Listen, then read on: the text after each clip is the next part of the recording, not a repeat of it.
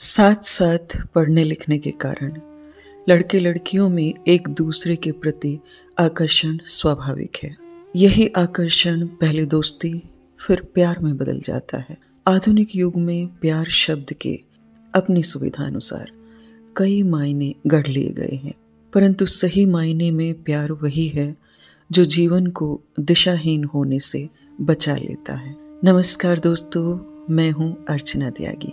एक बार फिर से आपके साथ हिंदी लेखक परिवार के YouTube मंच पर, और आज प्रस्तुत कर रही हूं प्रयागराज निवासी कंचन श्रीवास्तव जी की लिखी हुई एक कहानी, स्त्रियोचित गुण। प्यार करने की उम्र में निगोड़ी पढ़ाई कहाँ से आ जाती है, समझ में नहीं आता। घर में कदम रखते ही माँ के बरसने पर करम जले, जन्म लेते ही तू काहे न मर गया, बोर्ड की परीक्षा सर पर है और तू है कि रात के 11 बजे गुलछर्रे उड़ा कर आ रहा है। तुझको ये समझ में नहीं आता कि अभी पढ़ने की उम्र है, पढ़ ले। ये पढ़ाई की उम्र निकल जाएगी, ना तो उम्र वापस आएगी और ना ही कुछ और हाथ आएगा। पूरी जिंदगी हाथ मलते रह जाएगा। जाने क्यों इतनी सी बात तुझको समझ में नहीं आती। कहती हुई वो तो रसोई में चली गई और रिक्कू अपने कमरे में। पर आई गई बात खत्म हो गई, जैसे भाव लेके वो अपनी प्रेमिका की तस्वीर के साथ बिस्तर पर ढेर हो गया और उसके ख्यालों में खो गया। फिर उसकी तस्वीर से बातें करते करते कब सो गया पता ही नहीं चला। सवेरे उठकर फिर अपनी दिनचर्या में लीन हो गया, जैसे रात को कुछ हुआ ही ना हो। रही रमेश की बात तो उसे लगता है कि बेटा आप बरोबर हो गया। उसके मुंह क्या लगना कि तुम्हारी दिनचर्या कुछ गड़बड़ है। भाई पलट के जवाब दे देगा तो क्या इज्जत रह जाएगी। बस यही सोचकर वो कुछ नहीं बोलते थे। वो अलग बात है कि सारी झुंझलाहट पत्नी पर निकालते और गाहे बगाहे एक आध थप्पड़ भी रसीद कर देते। कैसी माँ हो तुम कि एक बच्चे को नियंत्रण में नहीं रख पा रही हो, न जाने कैसे सेवा संस्थान चलाती हो। यह सुनकर वो सोचने पर मजबूर हो जाती कि भाषण देना कितना आसान है, पर खुद पर आ जाए तो संभालना कितना मुश्किल। अब वो भी क्या करे। जवान बेटे पर हाथ तो उठा नहीं सकती, बस समझा ही सकती है। भाई आजकल के बच्चे उद्दंड और क्रोधी जो ठहरे, उन्हें कोई निर्णय लेने में वक्त नहीं लगता, पलक झपकते ही निर्णय ले लेते हैं, परिणाम की तो परवाह ही नहीं करते।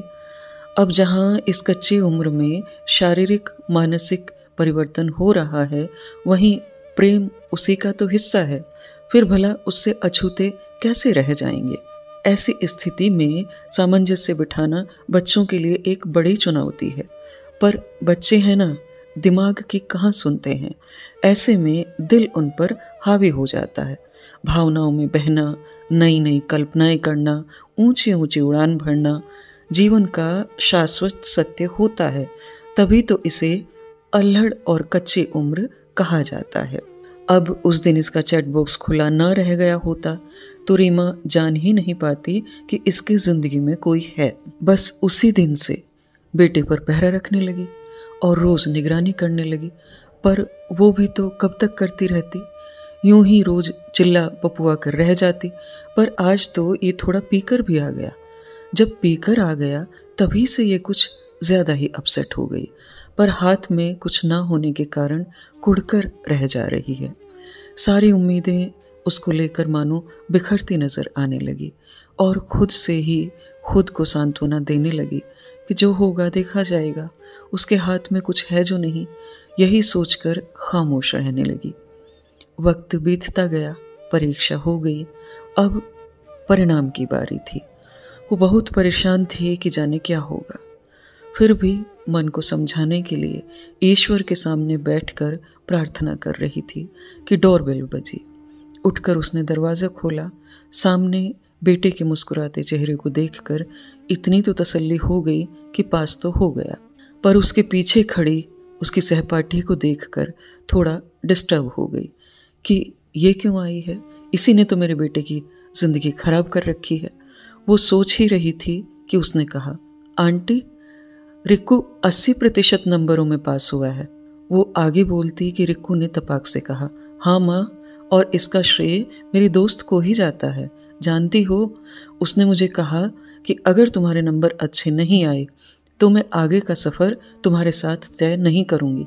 और जानती हो, परीक्षा के 2 महीने पहले इसने मुझसे मिलना भी छोड़ दिया था, यह कहकर कि मैं अब तभी मिलूंगी जब परिणाम अच्छा आएगा।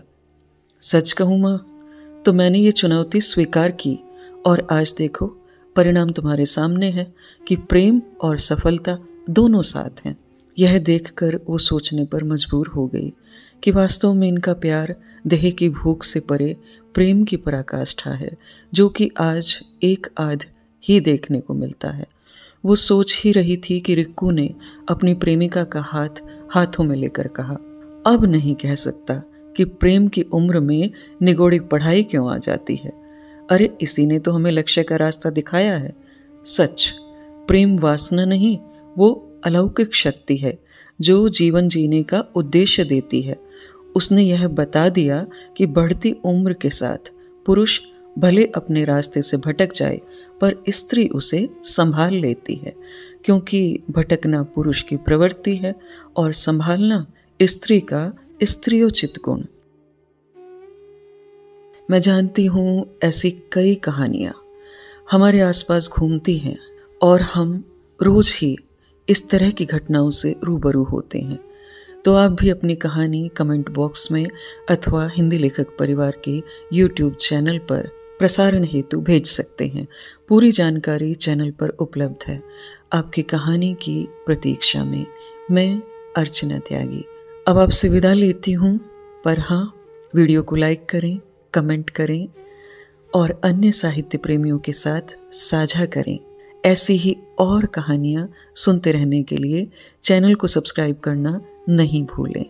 फिर मिलते हैं एक और कहानी के साथ बेहतरीन कहानियों के सफ़र में हिंदी लेखक परिवार के इसी मंच पर।